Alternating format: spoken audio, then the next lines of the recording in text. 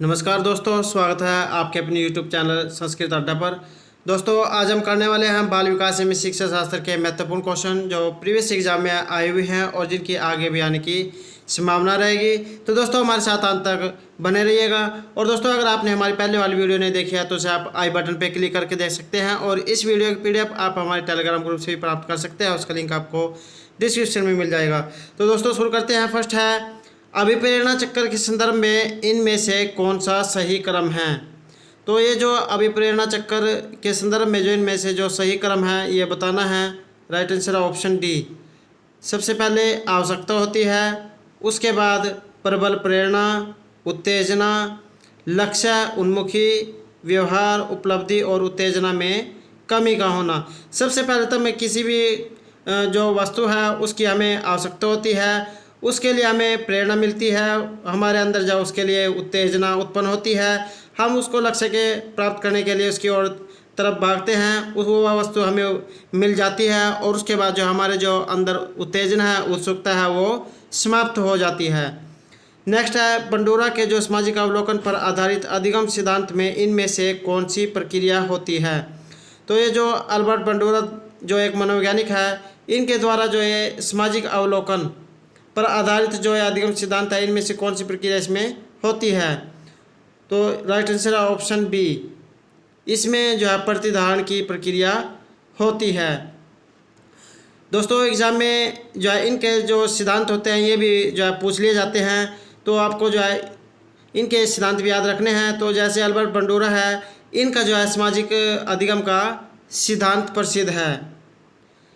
Next question है, अधिगम निरयोग्यता वाले शिक्षार्थियों के द्वारा एक पूर्ण और उत्पादक जीवन जीने के अवसरों को बढ़ाने का सबसे सही तरीका।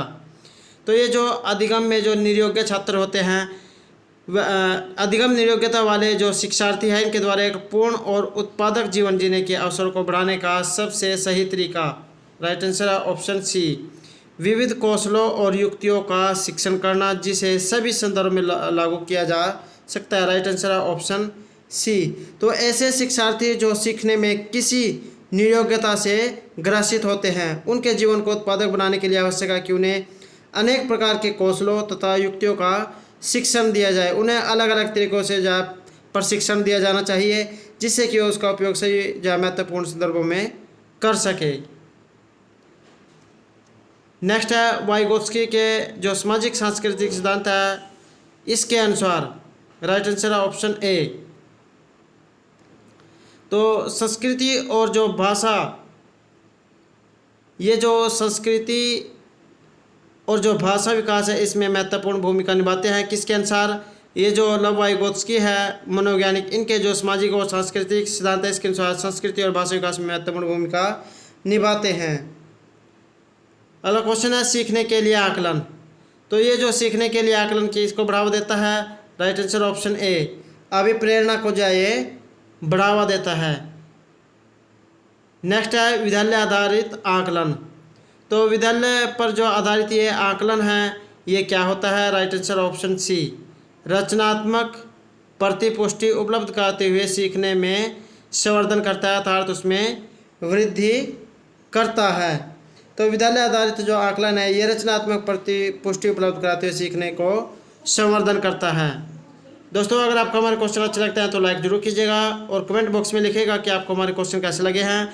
और अगर आपने अभी तक हमारे चैनल को सब्सक्राइब नहीं किया तो सब्सक्राइब कर ले और साथ में जो बेल वाला आइकॉन है उसे जरूर दबाएं जिससे जो आपको हमारे आने वाली वीडियो की नोटिफिकेशन मिलती रहेगी।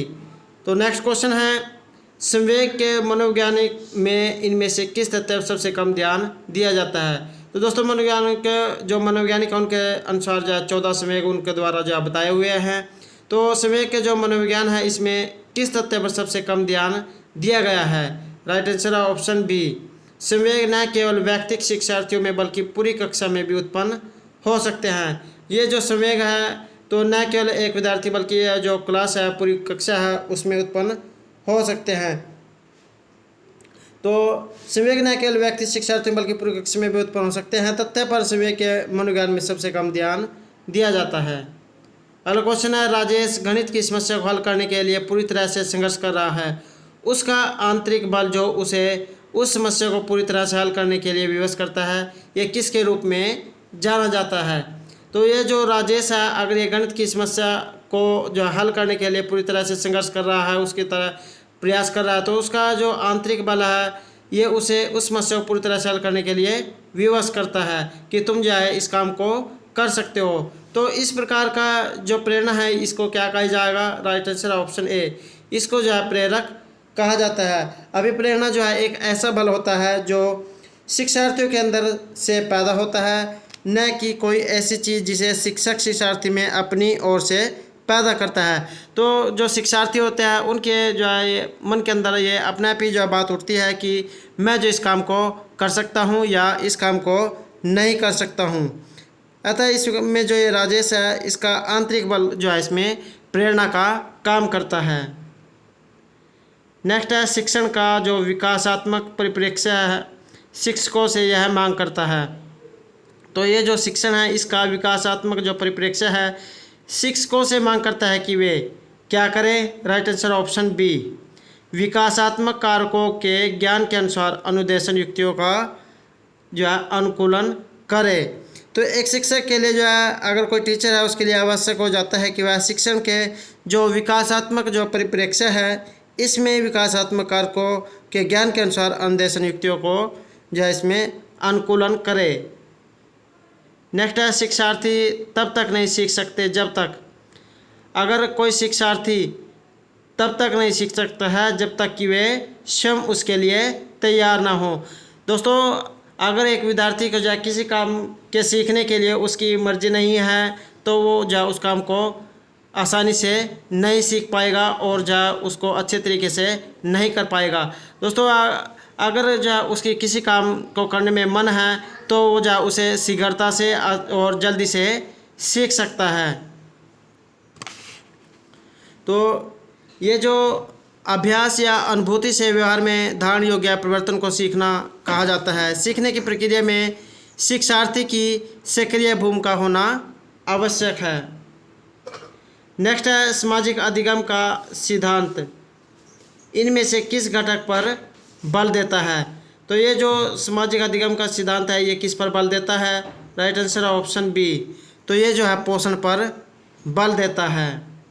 नेक्स्ट है रेनजूली जो प्रतिभाशाली की अपनी किसकी परिभाषा के लिए जान जाते हैं। तो ये जो रेनजूली है ये प्रतिभाशाली की किसके लिए जान जाते हैं, राइट आंसर है ऑप्शन सी, त्रिवृत्तीय परिभाषा के लिए ये जाने जाते हैं। अगला क्वेश्चन है प्रतिभाशाली शिक्षार्थियों के लिए। तो जो ये प्रतिभाशाली जो विद्यार्थी होते हैं सृजनात्मक भी जो इनको कहा जा सकता है। तो इन शिक्षार्थियों के लिए क्या आवश्यक है, राइट आंसर ऑप्शन सी, तो शिक्षक को जो अनुकूल करना चाहिए जिससे शिक्षार्थी में बदलाव आता है। तो प्रतिभाशाली जो है जो प्रतिभाशाली शिक्षार्थियों के लिए शिक्षक को उनके जो अनुकूल जिस प्रकार से वो काम कर सकते हैं उसी के अनुसार जो उनको काम दिया जाना चाहिए जैसे शिक्षार्थी में बदलाव आते हैं। नेक्स्ट है अधिगम नियोग्यता वाले बच्चों की प्रगति का निरीक्षण करने के लिए इनमें से कौन सी पद्धति सबसे उपयुक्त है। तो ये जो अधिगम की नियोग्यता वाले जो बच्चे हैं अगर इनकी प्रगति का हमें निरीक्षण करना है, जांच करना है, तो इसके लिए इसमें से कौन सी पद्धति सबसे उपयुक्त होगी, ठीक होगी, राइट आंसर है ऑप्शन डी, संरचित व्यवहार परक अवलोकन। अगला क्वेश्चन है निम्नलिखित में से कौन सा समाज में लिंग समानता का मानदंड हो सकता है। तो ये जो समाज में लिंग समानता का जो मानदंड इनमें से कौन सा हो सकता है, राइट आंसर है ऑप्शन सी, कक्षा 12 तक पहुंचने वाले जो लड़के और लड़कियां हैं इनकी संख्या की तुलना। तो ये जो समाज में जो लिंग समानता है अर्थात ये लड़का या लड़की में जो समानता की जाती है इसका मानदंड क्या हो सकता है कि कक्षा 12 तक पहुंचने वाले जो लड़के और लड़कियां इनकी संख्या की तुलना करना। अगला क्वेश्चन है व्यक्तिक अंतरों का ज्ञान शिक्षकों की मदद किस में करता है। तो ये जो व्यक्तिक अंतरों का ज्ञान है शिक्षकों की मदद किस में करता है, राइट आंसर है ऑप्शन डी, सभी शिक्षार्थियों की व्यक्तिगत आवश्यकताओं का आंकलन करना और उसके अनुरूप उन्हें पढ़ाने में। तो व्यक्तिगत एक ऐसी मनोवैज्ञानिक घटना है जो उन शील गुणों पर बल देती है जिसके आधार पर व्यक्तिक जीव भिन्न भिन्न होते हैं। इसी अंतर का ज्ञान शिक्षक को शिक्षार्थियों को व्यक्तिगत आवश्यकताओं का आकलन करने तथा उसके अनुरूप उन्हें पढ़ाने में मदद करता है। तो दोस्तों ये जो व्यक्तिगत अंतर है, सभी जो है जो शिक्षार्थी है, व्यक्ति है, सबकी बुद्धि अलग अलग होती है, सोचने विचारने की क्षमता भी सबकी अलग अलग होती है। तो ये जो है व्यक्तिगत अंतर का जो है सिद्धांत भी कहा जाता है। नेक्स्ट है व्याख्या, अनुमान अथवा नियंत्रण। ये प्राकल्पना किसके लक्ष्य हैं? राइट आंसर है ऑप्शन डी। तो ये जो है एक वैज्ञानिक पद्धति है। व्याख्या, अनुमान अथवा जो नियंत्रण है ये प्राकल्पना वैज्ञानिक पद्धति के लक्ष्य हैं। नेक्स्ट है कक्षा 7 का जो शिक्षार्थी गणित में त्रुटियां करता है, तो एक शिक्षक के रूप में आप क्या करेंगे? अगर एक शिक्षार्थी जो गणित जो विषय है उसमें अगर कोई त्रुटियां करता है, गलती करता है, तो एक टीचर के रूप में आपका इसमें क्या जो काम होगा? Right answer option C. शिक्षार्थियों से कहेंगे कि वह विकल्पात्मक पद्धति का प्रयोग करे अथवा स्वयं त्रुटि का पता लगाने के लिए उसे दोबारा करे। इसे जो दोबारा जो है अभ्यास करेंगे तो अभ्यास करने से जो है एक समय ऐसा भी आ जाएगा जब जो है बिना जो त्रुटि करे उस क्वेश्चन को करना सीख जाएंगे। नेक्स्ट है संवेगात्मक बहुबुद्धि सिद्धांत के किस क्षेत्र के साथ संबंधित हो सकती है? ये जो संवेगात्मक जो बुद्धि या बहुबुद्धि सिद्धांत है ये क्षेत्र के किस के साथ संबंधित हो सकती है? राइट आंसर ऑप्शन ए, अंतर्वैयक्तिक और अंतः वैयक्तिक बुद्धि। राइट आंसर है ऑप्शन ए।